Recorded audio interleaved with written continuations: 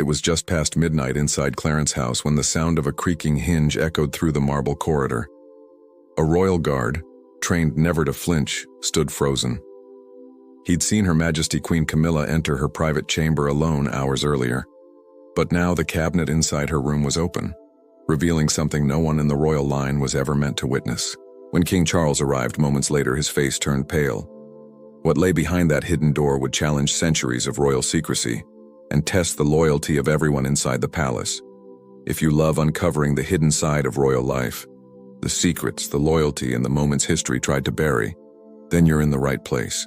Hit like, subscribe, and turn on the bell icon so you never miss when we dive into another untold royal family mystery. And trust me, you'll want to stay till the end of this one.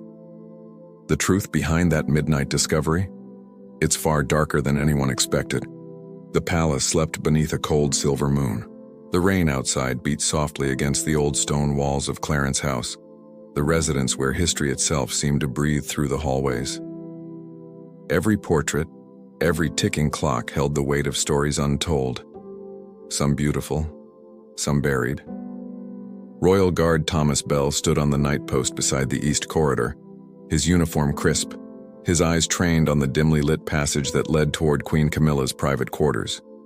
He'd served the crown for years, seen ministers sneak in, heard the faint strains of laughter behind gilded doors. But tonight something was different. It started with a whisper.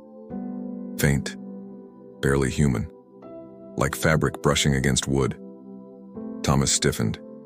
He knew the sound of footsteps, even the cautious ones of royal staff, but this wasn't that. It was softer, slower, almost deliberate, and it came from inside the Queen's room. He checked his watch. 12:07 a.m. Camilla had retired hours earlier after a private dinner with King Charles. The king had gone to his study. No one was supposed to be in her room. Thomas hesitated. Royals were private. Guards didn't intrude unless summoned. But the whisper came again, this time followed by a faint creak, like the sound of an old cabinet door opening. His throat went dry. The hidden cabinet. Every guard had heard about it. A small ornate chest tucked behind a wall panel in the Queen's chamber. It wasn't listed on any inventory. Some said it held personal letters from decades past. Others whispered it hid something from before the marriage, something Charles never asked about. Thomas wasn't supposed to know. But palace rumors were like perfume. They lingered no matter how much you tried to ignore them. He took one slow step forward, his boots silent against the polished marble. The faint golden glow from the corridor lamps made the air shimmer. He could feel the temperature drop as he neared the door. Then, a sound that stopped his breath. A voice, low, strained. Not the Queen's. Not again, please, not tonight. The words drifted through the crack under the door. Thomas's pulse pounded in his ears. For a moment he wondered if it was an echo, perhaps a dreamer's muttering from another room. But deep down he knew it wasn't. Something, or someone, was inside with her. He reached for the communication piece at his collar, but froze. Reporting a disturbance inside a royal bedroom without confirmation could end a career. Guards who made false alarms rarely lasted, so instead he knocked softly. "Your Majesty?" No response. He tried again, louder this time. "Your Majesty, is everything all right?" Still nothing. Then, the unmistakable sound of a latch clicking, and silence. Thomas's instinct screamed. He turned the handle gently, finding it unlocked. Slowly, he pushed the door open an inch, enough to see the outline of the Queen's chamber. Candlelight flickered across the room, shadows dancing along the antique furniture. And there she was, Queen Camilla, sitting in her armchair, wearing a pale silk night robe, her eyes fixed on something inside the cabinet. But what froze him wasn't her expression. It was what the cabinet contained. Inside, barely illuminated by candlelight, stood a portrait, not painted on canvas, but on an old piece of parchment sealed behind glass. The image looked ancient, faded yet vivid enough to reveal the unmistakable face of a young woman. Her resemblance to Camilla was undeniable, though her eyes, they were startlingly the same shade as Prince William's. Thomas blinked. Was it a trick of light? A relic from an old era? But before he could think further, Queen Camilla turned sharply toward him. Her voice was calm, but her gaze was sharp as a blade. "Close the door, Thomas." He hesitated. "Your Majesty, I heard." "Now." He obeyed instantly, stepping inside. The air felt thick, heavy with emotion and something unspoken. Camilla rose from her chair slowly, almost gracefully, but her hands trembled as she closed the cabinet door herself. "You didn't see anything," she said softly. "Of course, Your Majesty," Thomas replied, though his voice betrayed his confusion. She studied him for a moment, her expression unreadable, then sighed, the tension in her shoulders breaking. "You've been loyal for many years. That will be remembered." Thomas lowered his head. "Thank you, ma'am." And then, as if the universe itself chose to test her words, the main door to the room creaked open again. King Charles stood there. He looked older than ever in that moment, tired eyes beneath silver hair, still dressed in his dark robe. "What's going on?" he asked quietly. Camilla turned to him, her tone changing to calm composure. "Just a bit of noise." The guard was ensuring all was safe. But Charles's gaze moved past her, to the barely closed cabinet door. His face stiffened, then softened into something Thomas couldn't quite read. Sadness, perhaps, or recognition. "I told you never to open that again," Charles said softly, almost pleadingly. Camilla didn't respond. Her silence said more than words could. The king stepped closer, brushing his fingers along the edge of the cabinet. His hand lingered there, as though he could feel the ghost sealed inside. Then he whispered, "It should have stayed hidden." Thomas stood at attention, motionless, pretending not to hear the crack in his sovereign's voice. Charles finally looked up. "Thomas, that will be all. Return to your post." "Yes, Your Majesty." He left the room quietly, closing the door behind him. But as he walked back down the corridor, the image burned into his mind. The portrait, the resemblance, the sorrow in the king's eyes. He couldn't shake the feeling that what he'd witnessed tonight wasn't just a private royal secret. It was something far older, something tied to the very heart of the monarchy itself. When he reached the end of the corridor, another guard whispered, "Everything all right, Belle?" Thomas hesitated before replying. "Yes, just the wind." But his eyes betrayed him, because deep down he knew there had been no wind, only a whisper in the corridor. Morning sunlight spilled gently through the lace curtains of Clarence House, touching the marble floors with gold. To the staff, it was just another royal dawn, another day of order, schedule, and rehearsed smiles. But to King Charles, it was a morning that refused to forget the night before. He hadn't slept. The image from the open cabinet, that old portrait, kept burning behind his eyes like an afterimage he couldn't blink away. And beside him, Camilla remained silent at breakfast, stirring her tea with the slow rhythm of someone lost in thought. No words were spoken, only the faint sound of the silver spoon tapping porcelain. Down the hall, Royal Guard Thomas Bell stood at attention, still replaying every detail in his mind.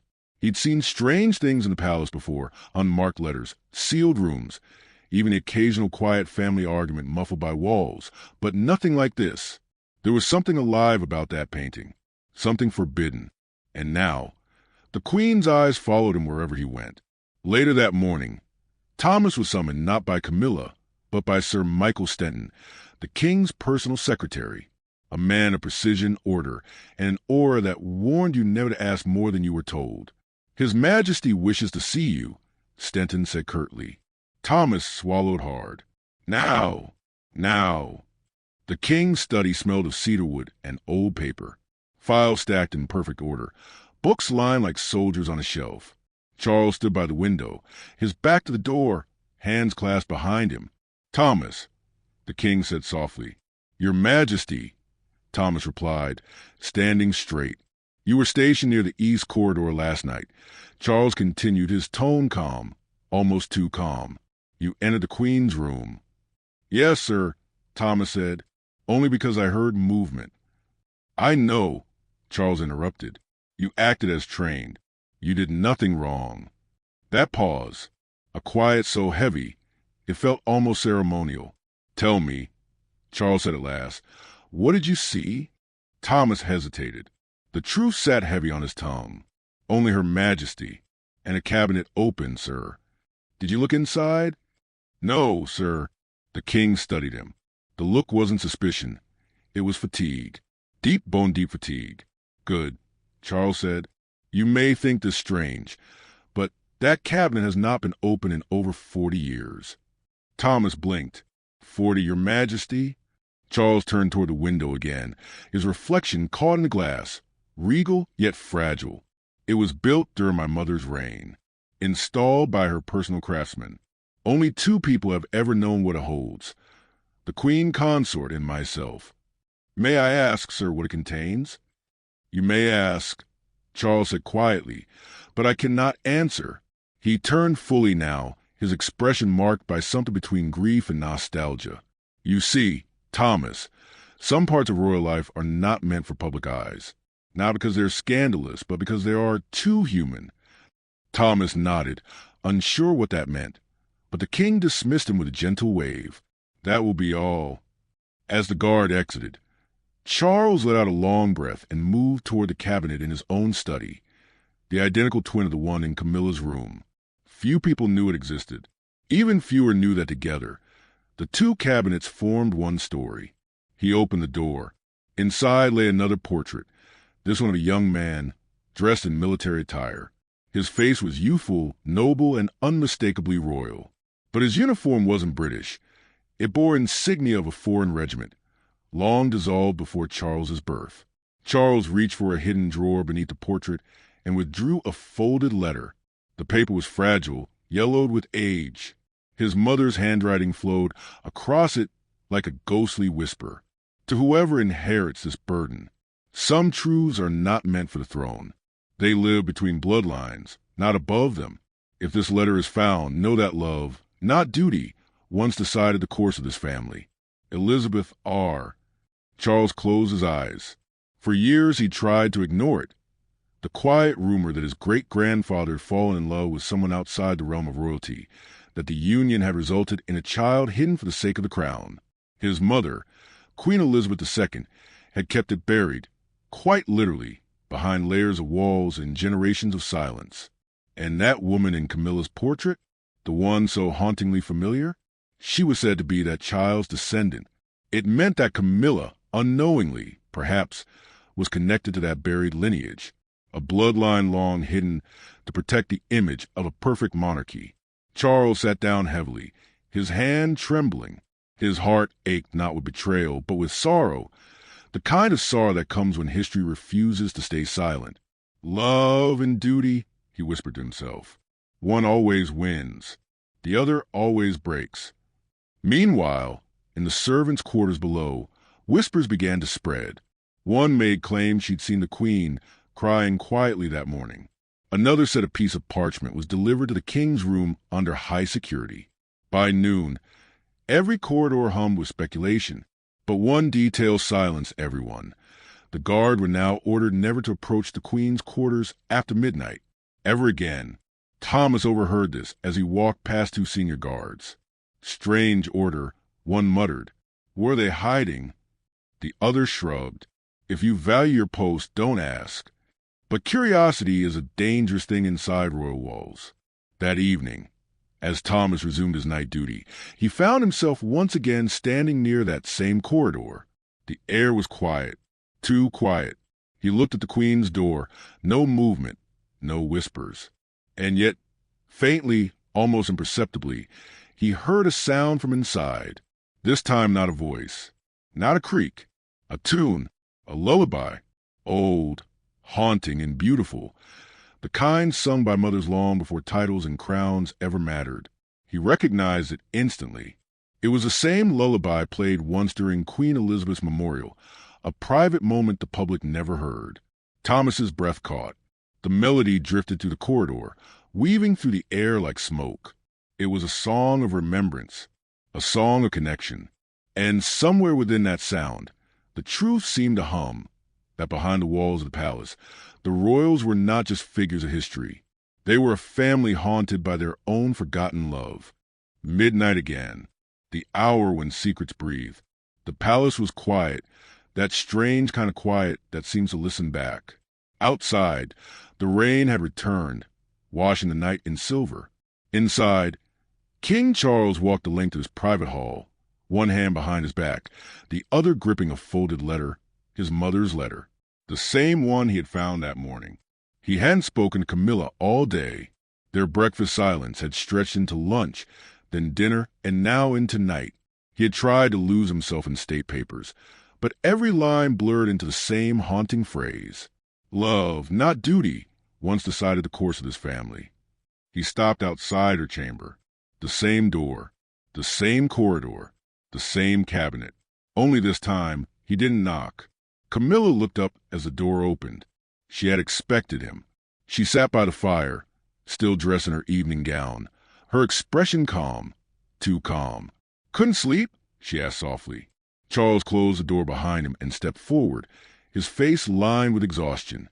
No, I don't think I will, not until we talk about it.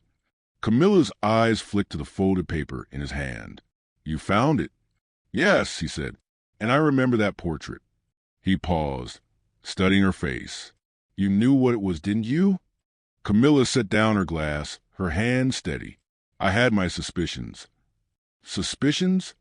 His voice hardened, not in anger, but disbelief. Camilla, that cabinet holds proof of a bloodline my mother hid from the world. A secret that could rewrite the history of the crown. And you... I never meant to open it, she interrupted. I heard something last night. A sound from inside, like a breath. Charles froze. A breath? She nodded slowly. You can call imagination, but I swear to you, Charles, when I opened it, it felt like the room remembered something, like the air had been waiting for me. Her words hung in the air like mist. Charles turned away, staring into the fire. My mother locked that truth away for a reason. She believed it would destroy the monarchy if anyone knew. Camilla rose, her voice softer now. And what if she was wrong? What if all of this, was meant to be known? He turned sharply. Known to whom? The people? The press? To your sons, she said. To your family. To you. The king's expression faltered, a flicker of pain crossing his face. You think I don't carry enough weight already? The crown isn't built on truth, Camilla. It's built on survival. She stepped closer, her tone trembling. Then maybe that's the problem. You're trying to survive what you were born to feel. Silence. For a long moment, neither spoke. The fire crackled. The rain tapped gently on the glass, and in that fragile stillness, something in Charles's composure broke. He reached into his pocket and pulled out an old photograph, one taken years ago, when his mother was young. She stood beside a man in military uniform, his features similar to the one in the portrait. I used to think he was just a friend of the family, Charles said quietly, but after reading her letter, I realized he wasn't just anyone.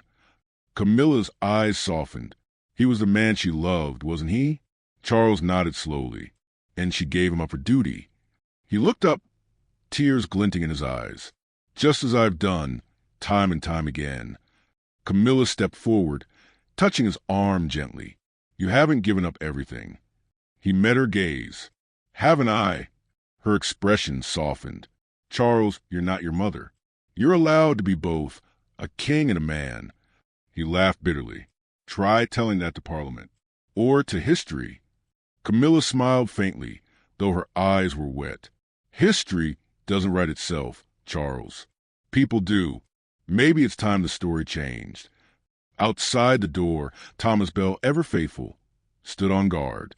He didn't mean to eavesdrop, but voices carry in those old corridors. The king's tone, usually calm and measured, now wavered between sorrow and defiance. He heard only fragments. Truth deserves light. Not everything is meant for the throne. It's not the secret that shames us. It's the silence. Then the sound of glass breaking. Thomas turned sharply. Inside, the queen had dropped her wine glass, shattering it against the marble. But neither she nor the king moved to clean it. Camilla took a breath. So what will you do? Charles looked down at the shards. What I must. What I should have done long ago. He reached for the portrait inside the cabinet once more, pulling it free. The paper fluttered slightly in the firelight. Then, without a word, he held it over the flame. Camilla gasped, "Charles." But he shook his head. Some truths must remain between the living and the dead. The parchment caught fire slowly, curling, blackening, until the woman's face vanished into ash. When it was done, he let the ashes fall into the hearth. "Let it end here," he whispered. "With us." Camilla closed her eyes, tears falling silently. "And if it doesn't?" He looked at her, weary, regal, heartbreakingly human. "Then let the next generation decide. Maybe William will have more courage than I did." Hours later, the palace slept again. The fire had gone cold. Camilla remained seated by the ashes, staring into the hollow cabinet that once held a secret. Charles had gone to his private chapel to pray, or perhaps to beg history for mercy. Outside, the storm had passed, and the first light of dawn began to touch the palace stones. Thomas Bell, still standing post, glanced once more at the door, then at the sky. He knew the secret would never be spoken, not in any document, not in any interview, but the look on the king's face told him the truth didn't need words. Some things in the royal family aren't hidden by gold or guards. They're hidden by grief. In the quiet of dawn, Camilla whispered to herself, her voice faint as smoke. They said the crown carries no emotion, but they were wrong. It remembers everything. And as the sun rose over London, gilding the palace roofs in light, a single thought lingered in the air, invisible, unspoken, and eternal. Even in a family built on secrets, the heart will always find a way to be heard. Dawn crept over Clarence House like a confession waiting to be heard. The rain had stopped, but the air remained heavy, the kind of stillness that feels like it knows too much. In the courtyard below, the royal guards changed posts with quiet precision. Among them stood Thomas Bell, eyes straight ahead, face expressionless. But inside, his thoughts were anything but still. He'd been awake all night. He'd heard things no guard should ever hear. Words not written in any royal record, emotions not shown in any public smile. And now, he carried a secret that could shake the monarchy from within. By mid-morning, the palace was alive again, cameras stationed outside, journalists whispering about a strange disturbance at Clarence House last night. Someone had seen lights in the Queen's room after midnight. Someone else had heard the sound of voices. The press had their scent. Sir Michael Stenton approached Thomas as he stood on post. His expression was grave. "Bell, His Majesty requests your presence." Thomas's pulse quickened. "At once, sir." He followed the secretary to the hallways, familiar but now tense. The palace walls seemed to close in tighter, as if they too were trying to keep the secret contained. When he entered the king's study, Charles was there, seated beside the fire, the remnants of ash still faintly visible in the hearth.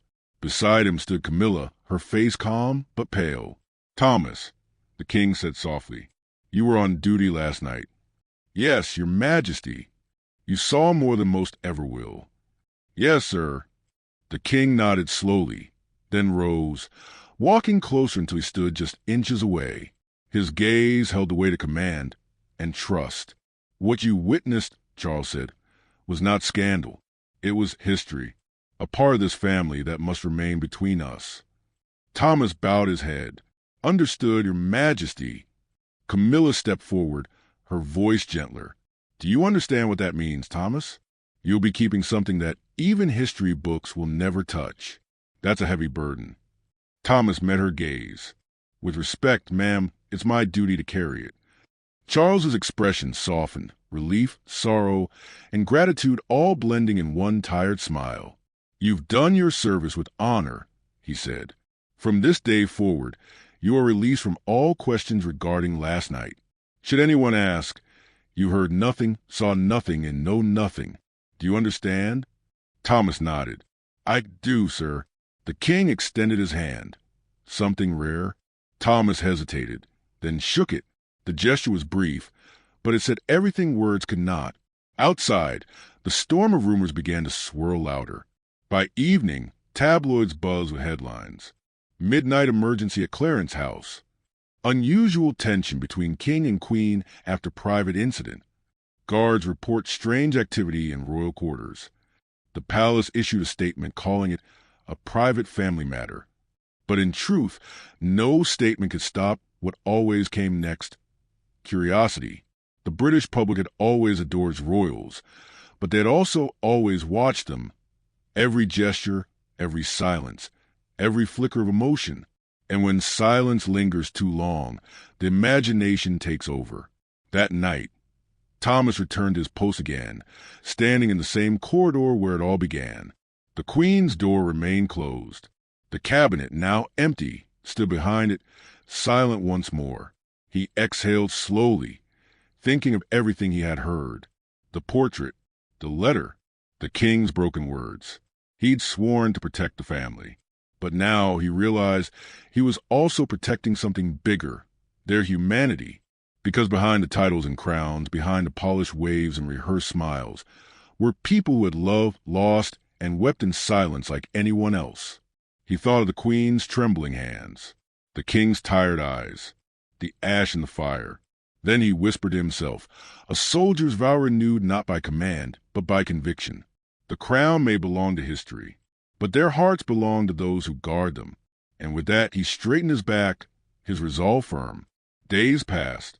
The whispers faded, replaced by new headlines, new distractions. But for those who had seen that night, for Charles, for Camilla, and for Thomas Bell, something had changed forever.